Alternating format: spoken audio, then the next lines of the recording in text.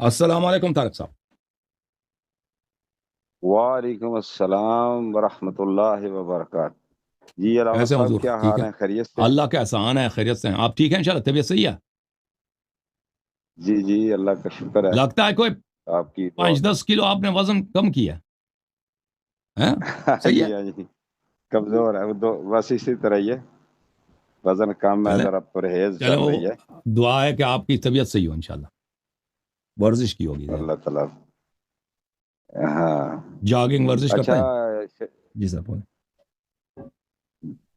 جی وہ کچھ دوائیاں لے رہا ہوں نا، وہ جو اسٹیٹن کی کیا ہوتی ہیں اچھا اچھا ہارٹ کے متعلق نا، اچھا اس سے ذرا تھوڑی سی گوشت کم کھا رہے ہیں، صحیح. کمزوری ہو گئی.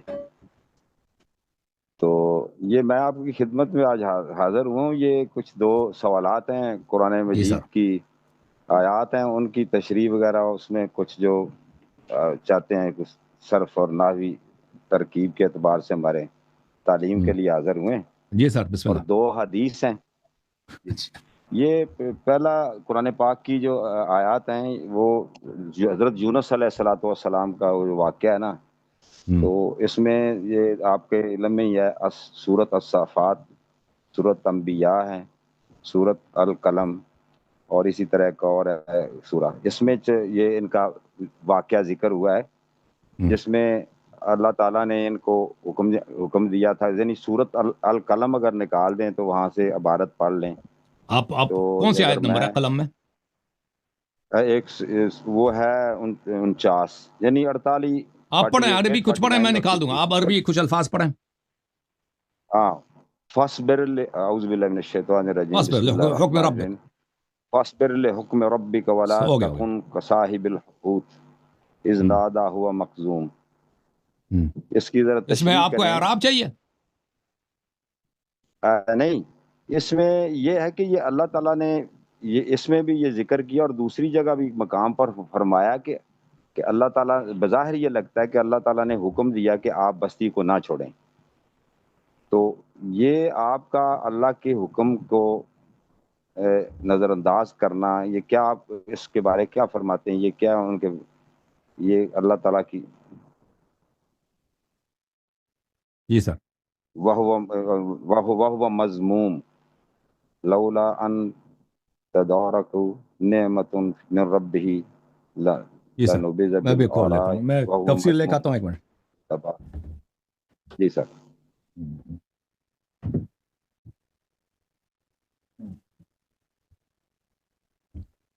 مجھے لگتا ہے سورۃ القلم جو ہے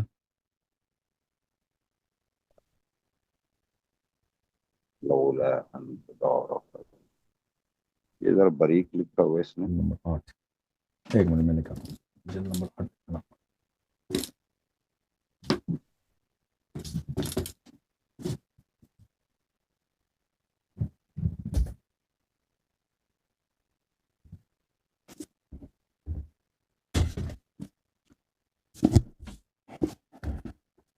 اگر نہیں مل رہا تو میں پڑھ دیتا ہوں، پھر مل آپ. گیا نہیں، آیت تو مل گئی ہے. تفسیر نکالو ہے نا. جی جی.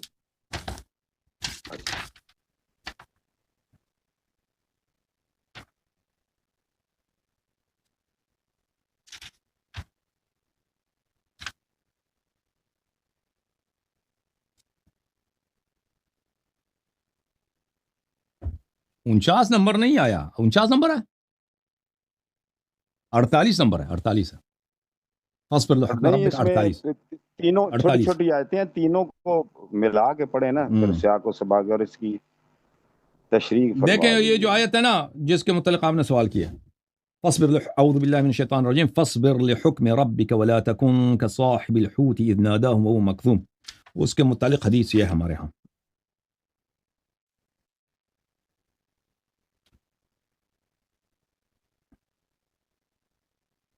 اور 49 میں ذرا سخت الفاظ ہیں نا، اگر ان کو ان کے رب کی طرف سے نعمت نہ پہنچتی تو وہ ضرور، اب اس کا ترجمہ میں نہیں کرنا چاہتا، وہ مذموم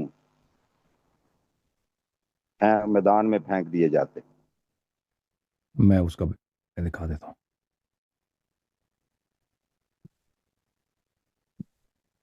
بس ان کے رب نے ان کو چن لیا اور پھر صالحین میں شامل فرما دیا. آیت نمبر 50.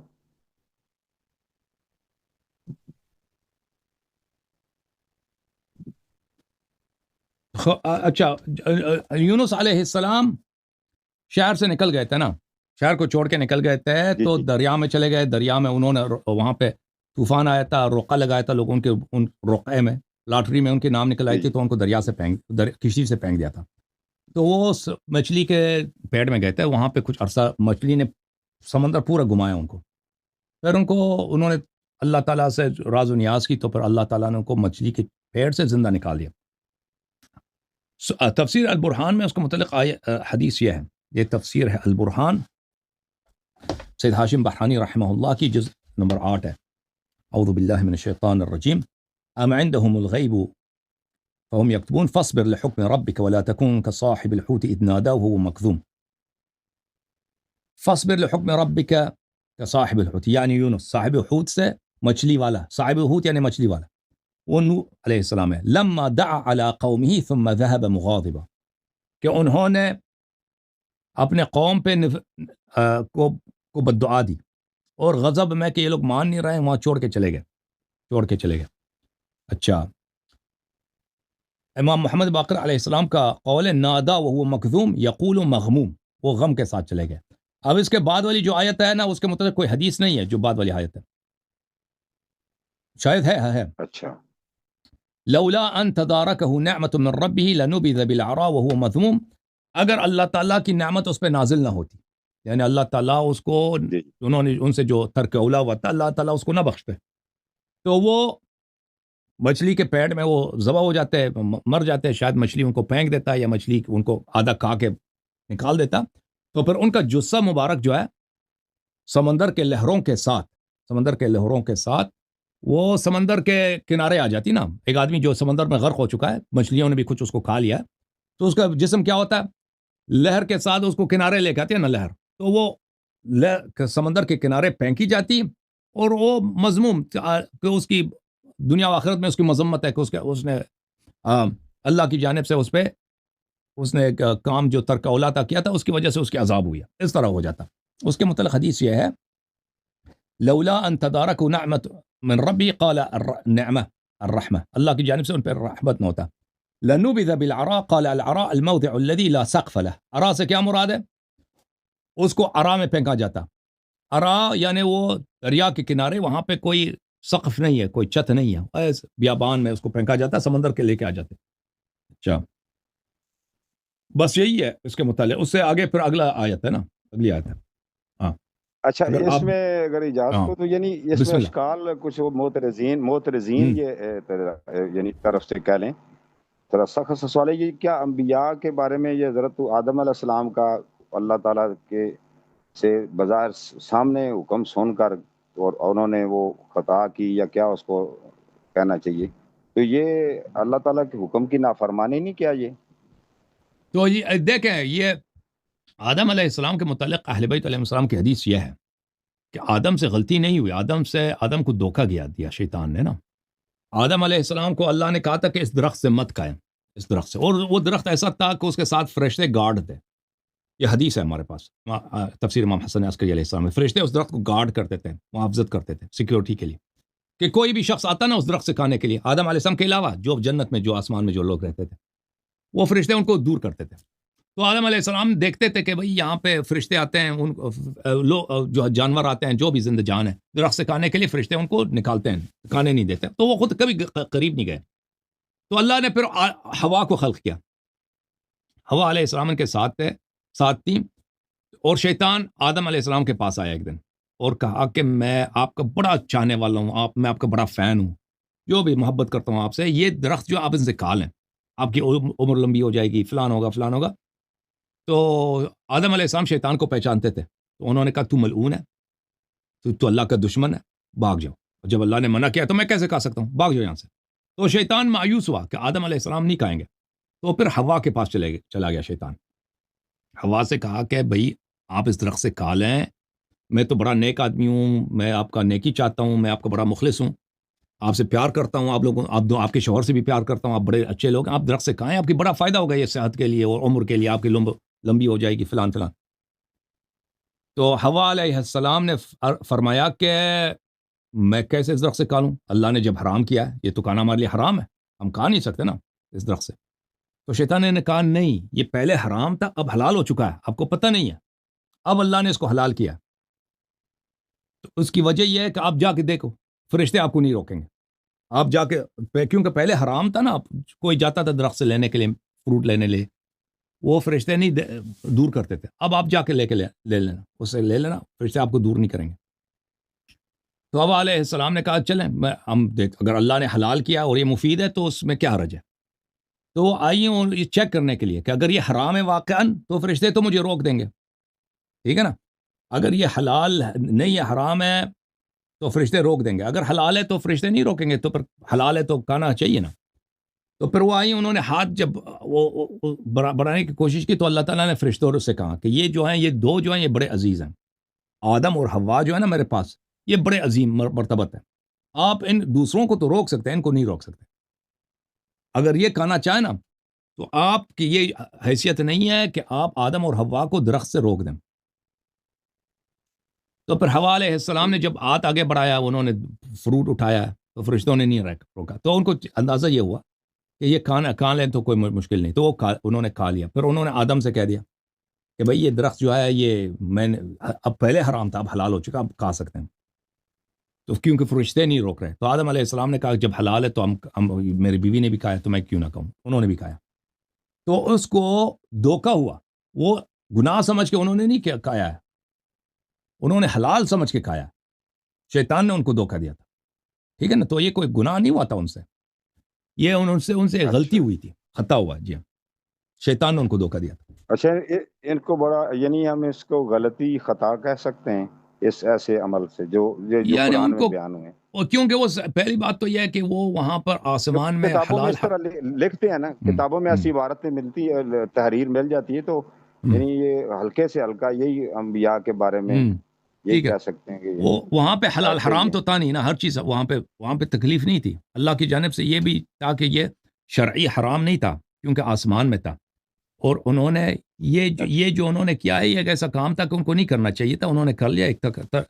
ان سے شیطان نے ان کو دھوکہ دے دیا، اور وہ شیطان کے دھوکے میں آ کے ان سے یہ فعل سرزد ہوا. جی اچھا، ایک دوسری یہ نبی مکرم صلی اللہ تعالیٰ علیہ وسلم کا نا نام گرامی جو ہے نا، وہ قرآن پاک کی چار آیات ہیں قرآن کی جس میں ذکر ہوا ہے. جیسے کہ وما محمد الا رسول، ایک یہ ہے ما کان محمد ابا احد من رجالکم.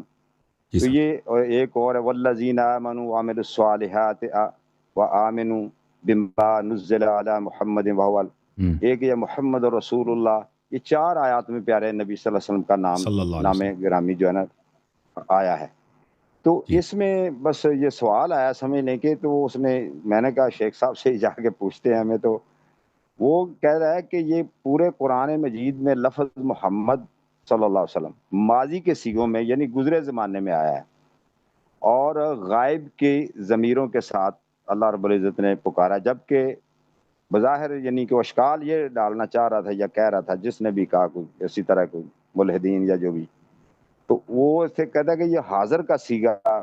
تو میں نے کہا آپ سے جا کے تعلیم لیتے ہیں، تشریح وغیرہ لیتے ہیں کہ اس بارے میں کیا ہے، اس کی نحوی ترکیب کیا ہے یا کیوں ہے. بظاہر جو صیغہ ہے وہ ماضی کا ہے، اور جو آپ کو پتہ ہے اس میں ضمیر ہے، جو پروناؤنز ہے وہ تھرڈ پرسن ہے.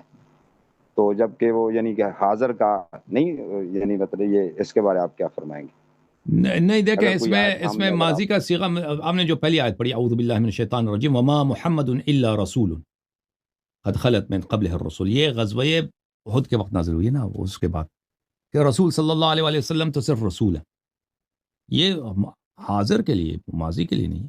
وما محمد الا رسول صلی اللہ علیہ وآلہ وسلم، کہ نبی کریم صلی اللہ علیہ وسلم تو صرف رسول ہیں، یہ ماضی نہیں ہے، یہ حال ہے، صرف رسول ہے. رسول کے علاوہ ان کی اور شانیت نہیں ہے، وہ فرشتہ وغیرہ نہیں ہے کہ ہمیشہ زندہ رہیں. قد خلت من قبلہ الرسل، ان سے پہلے بھی انبیاء ہیں، وہ بھی دنیا میں آئے چلے گئے. افإن مات او قتل انقلبتم علی اعقابکم، اگر وہ مر جائیں یا قتل ہو جائے کیا آپ لوگ مرتد ہو جاؤ گے؟ ومن ينقلب على عقبيه فلن يضر الله شيئا، اور جو شخص مرتد ہو جاتا ہے تو وہ اللہ کو اس سے کوئی خسارہ نہیں ہوتا. تو اس میں بالکل ماضی نہیں ہے، یہ بالکل مضارع ہے، اچھا حال ہی حال ہے. یہ جو ما کان ما محمد کھانا ابا، یہ اس کے من رجالکم، جی اور سر، وہ اس ترجمہ کے طرف آتے ہیں، نہیں. اس کے طرف آتا ہوں، اچھا اس کو آخر میں جواب دوں گا. والذین آمنوا وعملوا الصالحات وآمنوا بما نزل على محمد صلی اللہ علیہ وآلہ وسلم وهو الحق من ربهم كفر عنهم سيئاتهم وأصلح بالهم. اچھا، جو لوگ ایمان عمل صالح بجا لاتے ہیں اور اس قرآن پر، اس چیز، تمام چیزوں پر جو نبی صلی اللہ علیہ وسلم پہ نازل ہوئی ہیں، ان پہ وہ ایمان لاتے ہیں. اچھا، وہ اللہ کی جانب سے حق ہے، ان کے گناہوں کی مغفرت ہوتی ہے، اللہ کفارہ ادا کرتا ہے اور ان کی حالت کو اللہ صحیح کرتا ہے. اچھا، یہ جو آیا ہے یہ بھی ماضی ہے نا، مضارع ہے، اس میں کوئی ماضی نہیں. اور جو سورہ فتح میں جو آیا ہے محمد رسول اللہ صلی اللہ علیہ والذین معه اشداء علی الکفار رحماء، یہ بھی حال ہے، یہ ماضی نہیں. اب یہاں جو ایک ہی آیت ہے جو ماضی، بظاہر ماضی، ما کان محمد ابا احد من رجالکم صلی اللہ علیہ وآلہ وسلم ولكن رسول اللہ خاتم النبیین صلی اللہ علیہ وسلم وکان اللہ بکل شیء علیم. تو کانا جو ہے نا، کانا بہت سارے دفعہ آتا ہے، اس میں زمان نہیں ہوتا، اس میں ٹائم نہیں ہوتا. یہ ماضی، ظاہر میں یہ ماضی کے لیے ہوتا ہے، لیکن یہ حقیقت میں حال ہوتا ہے نا. یہاں اسی آیت میں وکان اللہ بکل شیء علیم. قرآن یہ تو نہیں کہتا کہ اللہ تعالیٰ صرف بکل شیء سابق میں علیم تھے نا، اللہ ابھی علیم نہیں ہے. قرآن میں کتنی آیات وکان اللہ. اگر میں آپ کو کچھ آیتیں پڑھ کے سناؤں قرآن مجید میں، کان اللہ، کہ اس میں اللہ کے لیے ماضی کا صیغہ ہے. وما كان الله ليضيع ایمانکم ان اللہ بالناس لرؤوف رحیم. اللہ تعالیٰ، کان اللہ لیضیع ایمانکم، اللہ تعالیٰ آپ کی ایمان کو ضائع نہیں کرتا. اس طرح نہیں، اس کا مطلب کہ اللہ تعالیٰ سابق میں آپ کا ایمان ضائع نہیں کرتا تھا، اب آپ کا ایمان ضائع کرتا. ما كان اللہ لیذر المؤمنین علی ما انتم علیہ. اسی بہت زیادہ ہے. کانا عربی زبان میں استعمال ہوتا ہے، ہر زبان میں بعض ایسے نقاط ہوتے ہیں نا کہ وہ اس میں ماضی جو ہے مضارع کا معنی دیتا ہے یا بالعکس ہوتا ہے. تو عربی زبان میں یہ بہت زیادہ ہے کہ اس میں یہ بظاہر صیغہ ماضی کا ہے، لیکن اس میں سب جانتے ہیں کہ اس کا معنی یہ نہیں ہے کہ ماضی کے لیے ہو، یا گزشتہ کے لیے بھی، حال کے لیے بھی، آئندہ کے لیے بھی ہے. ٹھیک ہے نا، اس طرح ہے، اس کا مطلب یہی ہے. اچھا، یہ ویسے میں دوبارہ ذرا پھر، یعنی میں نے جہاں سے تھوڑی ریسرچ کی تھی تو میں اس لیے میں نے کہا آپ سے کاؤنٹر چیک کروائیں. وہ ما کان محمد، یہ ہو، وہ کہہ رہے ہیں کہ یہ مثلا یہ جیسے ماضی کا صیغہ ہے، وہ کہہ رہے ہیں جیسے ہم لقد خلت، یہ ہے انزل وہ قد خلت نبی صلی اللہ علیہ وسلم کے لیے نہیں ہے نا. قد خلت جو ہے اچھا پچھلے انبیاء کے لیے. دیکھیں، نبی صلی اللہ علیہ وسلم، شیطان نے پکارا تھا نا جنگ احد میں کہ پیغمبر شہید ہو گئے، اس نے کہا تھا قتل ہو گئے. تو صحابہ میں بگدڑ مچ گئی تھی، وہ چلے گئے تھے نا، صحابہ اکرام تشریف لے گئے تھے. تو ان کی صفائی کیا، ان کی توجیہ یہ ہے کہ صحابہ کو یہ سنائی دی کہ شیطان نے کہا کہ وہ بھاگ گئے. اچھا، تو قرآن فرماتا ہے کہ نبی صلی اللہ علیہ وسلم تو اللہ کے رسول ہیں نا، اللہ کے رسالت کے علاوہ ان کے پاس کوئی عہدہ تو نہیں ہے. وہ اس طرح تو نہیں ہے کہ پیغمبر صلی اللہ علیہ وسلم کے کبھی موت آنی ہی نہیں ہے، وہ کوئی خلود کے لیے دنیا میں تو نہیں آئے. قد خلت من قبل الرسل، ان سے پہلے انبیاء گزر گئے ہیں. کیا مطلب انبیاء گزر گئے؟ یعنی پہلے بھی نبی تھے، نبیوں کی موت ہوتی ہے. اور اگر کسی نبی کی موت ہے، اس کا مطلب یہ نہیں کہ آپ لوگ مرتد ہو جاؤ، آپ دین سے ہاتھ اٹھاؤ کہ نبی قتل ہو گئے تو چلے ہم کفار کو مقابلہ نہیں کرتے نا. تو قرآن یہ بتا رہا ہے قد خلت من قبل الرسل، یہ بتانے کے لیے کہ بھئی انبیاء کو موت آتی ہے. انبیاء پہلے انبیاء گزرے ہیں، سب آئے دنیا سے مر گئے نا، چلے گئے، اللہ نے ان کو قبض ضرور کیا. نیکسٹ سوال کی طرف جاتے ہیں کہ یہ جو ایک روایت ہے اپنا، جس میں شاید ہماری سنی کتب میں بھی اور آپ کی بھی، جس میں نبی صلی اللہ علیہ وسلم کی طرف سے فرمایا کہ انا والی من نور واحد، یہ حدیث کی کیا کہ ہمارے سنی کتب میں ہے یہ، اور کیا اس کی اتھینٹسٹی ہے؟ یہ وہ میں نے جو پڑھا وہاں تو کہتے ہیں یہ ضعیف ہے. دیکھیں یہ اہل بیت علیہ السلام کی شان میں جو احادیث ہوتی ہیں خود بخود ضعیف بن جاتی ہیں. اس کی وجہ میں آپ کو بتاتا ہوں کہ پرانے زمانے میں جو محدثین تھے وہ بڑے متعصب تھے. یہ جو اس قسم کے اہل بیت علیہ السلام کی شان میں جو احادیث ہیں، ان کے احادیث کو ہر محدث نقل نہیں کرتا تھا. ان کو وہ لوگ نقل کرتے تھے جو ان میں کچھ بہادری ہوتی تھی، اہل بیت علیہ السلام سے زیادہ محبت کرتے تھے، اور وہ پرواہ نہیں ہوتی تھی کہ لوگ ان کے متعلق کیا کہتے ہیں نا. دوسرے جو متعصب ہوتے تھے ایسے افراد کی وہ کیا کرتے جرح کرتے تھے.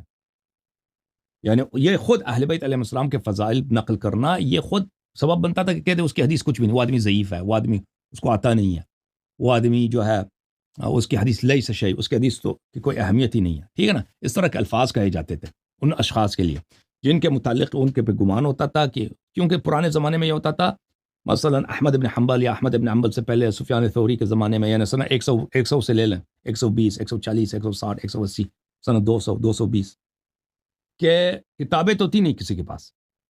کتابیں تھیں، علماء کے اپنے نوٹس ہوتے تھے، علماء کے اپنے پرائیویٹ نوٹس ہوتے تھے. ٹھیک ہے نا. کہ بھئی یہ جاتے تھے گاؤں جاتے تھے کہ فلان جگہ پہ کوئی عالم حدیث نقل کر رہا ہے، تو وہاں پر جا کر یہ وہ حدیث اپنے مجلس میں آ کے سناتے تھے تو یہ لکھتے تھے. یا یہ ہوتا تھا کہ وہ عالم اپنا جو اس کا اپنا پرائیویٹ جو نوٹس ہیں وہ آپ کو دیتا تھا، اپنے شاگرد وہ پڑھتا تھا سب کے لیے، اور سب لکھتے تھے اس کو. تو اس طرح وہ احادیث نقل ہوتی تھی. تو علماء سفر کرتے تھے نا اس زمانے میں، یہ تک کہ عالم بننے کے لیے حدیث سیکھتے تھے تو سفر کرتے تھے. کوئی بغداد جا رہا ہے، کوئی کوفہ جا رہا ہے، کوئی بصرہ جا رہا ہے، کوئی یمن جا رہا ہے، کوئی مدینہ آ رہا ہے، کوئی مکہ جا رہا ہے. کیونکہ احادیث مختلف لوگوں کے پاس مختلف حدیث ہوتے تھے نا، ہر ایک کے پاس ہر حدیث نہیں ہوتی تھی، حدیث کے خزانے مختلف ہوتے تھے، اور ہر شخص حدیث نقل کرتا تھا اپنے مسلک کے مطابق. اگر ایک شخص زیادہ اہل بیت علیہ السلام سے محبت کرتا ہے تو اہل بیت علیہ السلام کی شان میں احادیث نقل کرتا ہے، اور ایک شخص جو اہل بیت علیہ السلام سے محبت نہیں کرتا وہ احادیث نقل نہیں کرتا. ٹھیک ہے نا. تو محدثین میں جو اکثریت کی تھی، ہمیشہ یہ ہوتا ہے کہ جو گورنمنٹ جو پالیسی ہوتی ہے نا وہ بہت حد تک تعین کرتی ہے کہ لوگ کون سے احادیث نقل کرتے ہیں. کیونکہ مساجد جتنے تھے وہ گورنمنٹ کے ہاتھ میں تھے نا، خلافت کے ہاتھ میں تھے. کیونکہ کوئی نماز جمعہ اگر پڑھاتا ہے تو وہ خلیفے کے اجازت سے وہ امام جمعہ بنتا ہے، کیونکہ یہ شرعی مسئلہ ہے. خلیفے کے اجازت کے بغیر کوئی نماز جمعہ نہیں پڑھا سکتا. تو اور جو نماز جمعہ پڑھائے گا اس کو وظیفہ بھی ملتا تھا. اور پھر اس عام طور پہ یہ ہوتا تھا کہ جو علماء ہوتے تھے ان کو شہروں میں قاضی بھی بنایا جاتا تھا نا، جج بناتے تھے. تو یہ ایک طرح سے آمدنی ہوتی تھی. اور پھر اس کے علاوہ بیت المال سے ان کو عطایا ہدایا بادشاہوں کی جانب سے، گورنروں کی جانب سے ملتا تھا. آپ کو سمجھ آ رہی نا بات؟ آپ کو یہ باتیں علماء کو ملتے تھے. تو اس کا نتیجہ یہ نکلتا تھا کہ علماء خلفاء کو راضی رکھنے کے لیے ہر حدیث نقل نہیں کرتے تھے. کیونکہ اگر ہر حدیث نقل کریں تو لازمی بات ہے وہ سیاست سے جو حدیث نہیں ملتی نا، تو پھر وہ مثلا بنی امیہ کا دور ہے یا بنی عباس کا دور ہے، اگر وہ ایسے حدیث نقل کریں جیسے اہل بیت علیہ السلام کی امامت ثابت ہوتی ہے، تو وہ اس شخص کے لیے اس کو پھر کیا نہیں ملے گا، اس کو امامت نہیں ملے گا نماز جمعہ کا، اس کو قاضی نہیں بنائیں گے شہر کا، عطایا وغیرہ سے اس کو حصے کم ملیں گے یا ملیں گے نہیں. بنی امیہ کے دور میں تو یہ تھا، تو وہ تو لعنت کراتے تھے نا علماء سے کہ لعنت کرو تو چھوڑیں گے، وإلا آپ کو کوڑے لگیں گے، حجاج ابن یوسف کے زمانے میں. تو علماء عام طور پہ ان حدیث کو نقل کرنے سے گریز کرتے تھے، اور جو لوگ نقل کرتے تھے ان پہ جرح ہوتی تھی. وہ کم لوگ ہوتے تھے، محدود افراد ہوتے تھے، کیونکہ وہ اس موج کے خلاف حرکت کر رہے ہیں، اور وہ اکثر شیعہ بھی ہوتے تھے جو تقیہ کر رہے ہوتے تھے. عالم تھے بڑے بڑے، تقیہ کر رہے ہوتے تھے، یا حدیث وہ نقل کرتے تھے تو وہ ان کی جرح ہوتی تھی. تو یہ ضعف جو ہے اہل بیت علیہ السلام کی شان میں احادیث کی ضعف کی کیا وجہ ہے؟ کیونکہ ان کے راوی کہتے ہیں یہ غیر معتمد آدمی کو، اس کے راوی کو کسی بھی اس کو چھوڑ، اس کے سلسلے سند میں ایسا راوی آپ کو ملے گا نا کہ اس کے متعلق ایک جرح موجود ہے. ان جرح کا ان جروح کا کیا ہدف کیا ہے، سبب کیا؟ اس کا سبب کہ اس راوی کو جرح کیا گیا ہے اس لیے تعصب ہے، مذہبی تعصب ہے. سمجھ میں آ رہی نا بات؟ آپ جو حدیث آپ نے کوٹ کیا علیہ السلام من نور واحد، یہ اس میں ہے. یہ ایک حدیث نہیں کہ حدیث ہے، وہ کتاب ہے، کتاب اس میں ہے، وہ طبری کی جو کتاب ہے، وہ یہ ہمارے پاس میں لکھا تھا. نہیں طبرانی نہیں، اور ہے. ایک منٹ.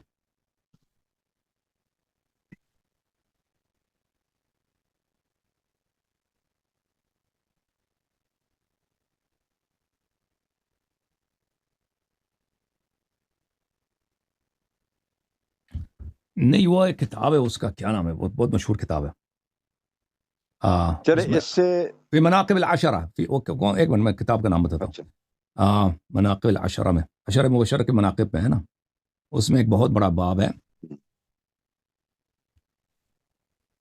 الریاض النظرہ فی مناقب العشرہ اس میں یہ کتاب ہے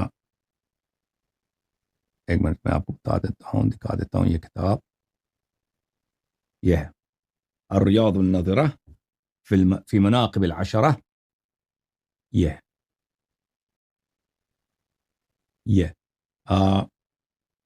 محمد الحافظ محب ابی جعفر الطبری الشافعی متوفی سنہ 694 اس نے روایت بہت سارے ایسے روایت اس نے نقل کی ہے نا تو اس کی جو اور بھی کتابوں میں آپ کو ملے گا تو یہ اس کی وجہ یہ ہے تضعیف کی تو اس تضعیف کی کوئی ویلیو نہیں کیونکہ محدثین کے ہاں ان کے پاس قاعدہ ہے کہ اگر تضعیف کا سبب یا جرح کا سبب تعصب ہے تو اس کی کوئی ویلیو نہیں ہے کیونکہ ان کا محدثین کے اندر دیکھیں محدثین کے اندر بھی بڑا مثلا جو شافعی محدثین تھے وہ احناف کی بہت ہی تضعیف کرتے تھے ٹھیک ہے نا تو اس پہ کوئی یا مثلا مالکی شافعی ایک دوسرے کے ساتھ اشاعرہ جو ہے معتزلہ کا اس طرح وہ بہت تضعیف کر انہوں نے ان کا اپنا ہاں یہ قاعدہ ہے کہ یہ ہم اس پہ توجہ نہیں دیں گے ہر تضعیف ہر جرح جو ہے نا وہ اس کو قابل قبول نہیں ہے اگر کوئی جرح اس وجہ سے ہو کہ آپ کسی کو جرح کر رہے ہیں اس لیے کہ آپ کو تعصب ہے اس سے تعصب کی وجہ سے تو وہ خود اس کو نظر انداز کرتے ہیں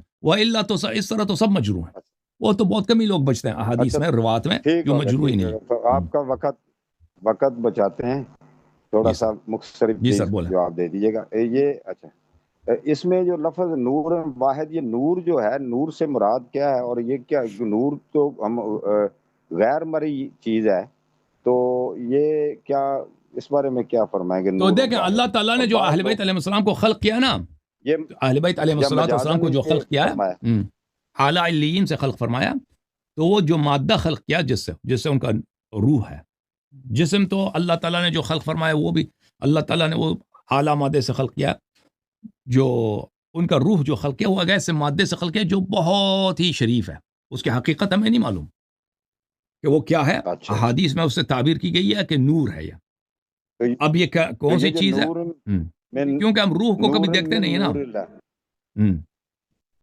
نور من نور اللہ نور من نور اللہ جی اللہ تعالی یہ شرافت کے لیے اس کے یہ ہے کہ اللہ تعالیٰ دیکھیں اللہ تعالیٰ کوئی لائٹ نہیں ہے اللہ تعالیٰ کوئی جسم اللہ نور السماوات والارض اللہ زمین و آسمان کا نور ہے ٹھیک ہے نا اللہ تعالیٰ لائٹ نہیں ہے اللہ تعالیٰ کو اعلان کا قرآن کہتا ہے لائٹ ہے نور ہے اس سے کیا مراد ہے اہل بیت علیہ السلام نے فرمایا کہ اللہ تعالیٰ ہادی ہے ہدایت دینے والا ہے جس کو زمین آسمان والوں کو اللہ تعالیٰ ہدایت دیتا ہے اللہ تعالیٰ کی جانب سے ہدایت ہے تو یہ جو اللہ تعالیٰ کا نور ہے اللہ تعالیٰ نے اپنے نور سے ان کو خلق کیا اس طرح نہیں کہ اللہ کا ذات جو ہے وہ کوئی نور اس سے کٹ کے الگ ہو کے وہ نبی صلی اللہ علیہ وسلم بنایا اس طرح نہیں ہے وہ یہ تو کفر ہے اللہ تعالیٰ کا اس طرح وجود ہے ہی نہیں کہ اس سے کوئی کچھ کھٹ سکے لیکن بعض چیزیں کائنات میں ایسے ہیں کہ ان کی بڑی شرافت ہے اللہ تعالیٰ نے فرمایا کہ وَنَفَخْتُ فِيهِ مِن رُوحِي میں نے اپنے روح میں سے آدم علیہ السلام میں نے پھونکا ہے اللہ نے فرمایا وَطَهِّرَ بَيْتِي خانہ کعبہ میرا گھر ہے حالانکہ اللہ تعالیٰ خانہ کعبہ میں نہ رہتا ہے نہ اس کو وہاں پہ بیڈ روم کچھ بھی نہیں ہے نا وہ تو ہے نہیں کس لیے بولا یہ میرا بیت ہے شرافت کے لیے یہ اتنا شریف ہے کہ اس کو خاص نسبت ہے اللہ سے ٹھیک ہے نا اسی طرح آدم علیہ السلام کے متعلق جو روح اللہ نے آدم میں پھونکی ہے نا وہ بہت ہی شریف روح ہے وہ کوئی معمولی روح نہیں ہے شیطانی روح یا معمولی کسی جانور دوسرے جانوروں میں جو ارواح ہوتے ہیں اس طرح نہیں ہے اللہ نے شرافت بیان کرنے کے لیے اس کا منزلہ و مرتبہ بیان کرنے کے لیے اس کی بڑی عزت ہے بہت قدر ہے اس روح کی اللہ کے نزدیک تو اللہ نے کہا کہ یہ میری روح میں نے اس میں پھونکی ہے اسی طرح اللہ کا جو نور اہل بیت علیہ السلام کو نے اپنے اللہ کو اپنے نور سے خلق کیا ہے وہ بعض غالی آ جاتا ہے نشیوں میں اللہ نے اپنے وہ پھر کہتے ہیں اللہ میں اور اہل بیت میں کوئی فرق ہی نہیں ہے کیونکہ اللہ خود بھی نور ہے اللہ خود بھی نور اللہ نور السماوات والارض اللہ نے اپنے نور سے اہل بیت علیہ السلام کو خلق کیا تو اللہ کا نور اس کو اپنی ذات سے تو کبھی الگ نہیں ہوتی ٹھیک ہے نا پھر وہ آگے چلا کے اہل بیت علیہ السلام کو اللہ ہی بنا لیتے ہیں اس کو لگا کے نا تو یہ غلط فائدے اٹھانا ہے احادیث کو نہ سمجھنے کے لائق اہل بیت علیہ السلام کبھی نہیں کہتے تھے کہ ہم اللہ ہیں یا اللہ کی ہم ذات ہیں یا اللہ کا ذات ہماری ذات یہ تو سب کفر ہے یہ تو سب سراسر کفر ہے سراسر شرک باللہ ہے اللہ تعالیٰ اگر نور ہے تو یہ کوئی کوئی جسمانی چیز نہیں ہے جو نور ہم دیکھتے ہیں، لائٹ دیکھتے ہیں. اللہ تعالیٰ وہ ہدایت دیتا ہے. اس کا معنی یعنی مٹیریل جو جس نور سے اللہ نے بلایا نا، ہاں، جس نور سے اللہ تعالیٰ نے نبی کریم صلی اللہ علیہ وسلم اہل بیت طاہرین علیہم السلام کے ارواح مقدسہ کو خلق کیا، وہ نہایت ہی باعظمت ہے، نہایت ہی شریف ہے. وہ کیا ہے ہم نہیں جانتے. ہم روح کو، اپنی روح کو نہیں جانتے بھائی. ہماری جو اپنی روح ہے نا، ہماری اپنی جو نفس ہے، ہم نہیں جانتے وہ کیا چیز ہے، وہ کیسا ہے. مریں گے شاید ہمیں پتہ چلے نا. دنیا میں تو ابھی تک نہیں پتہ چلا کہ وہ کیا ہے.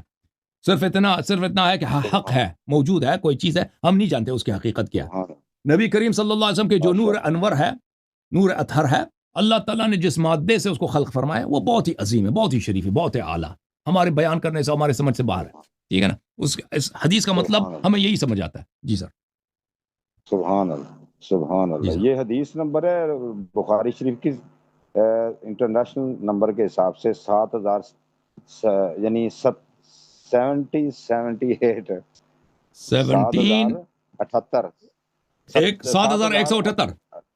7178. میں ویسے بتاؤں گا، آپ کو پتہ چل جائے گا. وہ پوری وہ جو نہر کا دن ہے نا، یہ شہر کے بارے میں نبی صلی اللہ علیہ وسلم کا نا خطبہ ہے، اسی میں ابو بکرہ سے یہ روایت ہے. حضرت ابو بکرہ صحابی ہیں رضی اللہ تعالیٰ عنہ. تو اس میں آپ کے ارشاد مبارک کا یہ ہے، میرے بعد کافر نہ ہو جانا کہ بعض کی گردنیں مارنے لگے. پھر جب وہ دن آیا جب عبداللہ عمر بن حضرمی کو جاریہ بن قدامہ نے ایک مکان میں ساتھیوں سمیت جلا دیا، جبکہ حضور صلی اللہ علیہ وسلم نے جلانے سے سختی سے منع فرمایا اسلام کے بعد. تو یہاں سے وہ جو ان کا جلانا نا، یہ یعنی کہ حضرت علی علیہ السلام رضی اللہ تعالیٰ عنہ کے اوپر یہ تان کرنے کی کوشش کی جاتی ہے اس حدیث کو لے کر.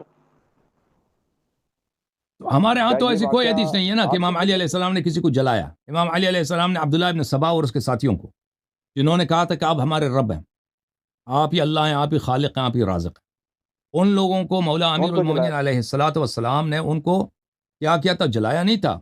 ان کو توبہ کی ترغیب دیا. پہلے حکم دیا کہ میں اللہ نہیں ہوں، میں تو اللہ کا بندہ ہوں، یہ کفر ہے، یہ چھوڑ دو.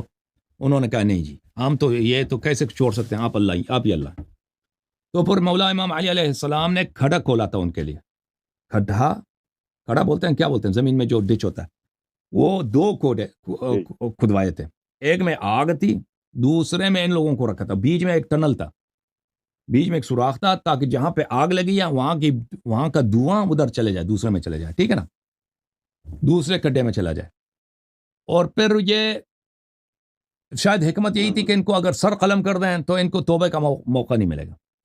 لیکن اگر ان کو ہم ایسے دم اٹھا دیں نا دھوئیں سے، شاید یہ توبہ کر لیں، ان کی جان بچ جائے. تو ان کو وہاں پہ رکھا تھا تاکہ دھوئیں سے یہ آہستہ آہستہ مر جائیں. تو یہ انہوں نے اس کے باوجود توبہ نہیں کیا نا، توبہ نہیں کیا، تو پھر ان کا دم گھٹ گیا تھا، دھوئیں کی وجہ سے مر گئے تھے یہ لوگ. تو جلایا نہیں تھا. ہمارے جو احادیث ہیں جلایا نہیں تھا. ہمارے ہاں جو ہیں کیا ہے، دم گھٹایا تھا ان کا دھوئیں کے ساتھ. اور وہ بھی کون تھے؟ وہ وہی تھے جو مرتد تھے، کہتے تھے کہ آپ اللہ ہیں، آپ خالق ہیں. کیا جواب ہے جی؟ وہ جاریہ بن قدامہ کا جو وہ ہمارے پاس حدیث ہی نہیں ہے نا. ہمارے پاس یہ حدیث ہی نہیں. دیکھیں آپ کے کتب میں امیر المومنین علیہ السلام کے متعلق ایسے چیزیں منقول ہیں نا، جو ان سے ان کا تان بنتا ہے، جن سے ان کا تان بنتا ہے. وہ بنی امیہ کی حدیث ہوگی، ہمارا کیا کیا تعلق ہے؟ آخری ہے یہ. بس اس کے بعد آپ کا شکریہ، آپ نے ٹائم دیا، وقت دیا، اور بہت قیمتی اپنی تشریح وغیرہ فرمائی میرے لیے اور ناظرین کے لیے. امالی صغریٰ میں یہ جو عامر بن واصلہ کی حدیث ہے، جس میں حضرت علی نے ارشاد فرمایا تھا کہ ابو بکر عثمان کی یعنی پیروی کیا کرو، یہ آپ کے ذہن میں آئی حدیث؟ اور یہ امالی صغریٰ جو ہے، یہ اس کتاب کی کیا اتھینٹسٹی ہے آپ کے نزدیک؟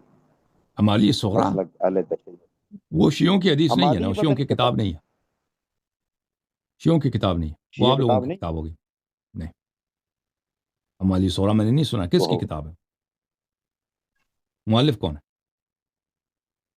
پتہ نہیں، شاید میں لفظ شاید غلط کہہ رہا ہوں. چلے پھر کسی دن امالی مفید ہوگی، امالی صدوق ہے، امالی مفید ہے، امالی توسی ہے. عمالیہ صغریٰ ہم نے آج تک نہیں سنا. اس میں یہ امر بالواصلہ کی کس کتاب میں یہ ہے آپ کے، جس میں آپ نے حضرت ابو بکر عمر کی پیروی اپنے فرمایا آپ نے؟ نہیں، ہمارے پاس تو اس طرح کی کوئی حدیث ہی نہیں ہے. میں نے اس طرح شیعہ کتب میں اس طرح کوئی حدیث نہیں ہے، میں نے آج تک نہیں سنا. اچھا جی، بہت شکریہ. اللہ تعالیٰ آپ کو اللہ آپ کو بہت سلامتی، اللہ آپ کو بہت عزت دے. تھینک یو سر، اللہ آپ کو عزت دے، السلام بہت مہربانی.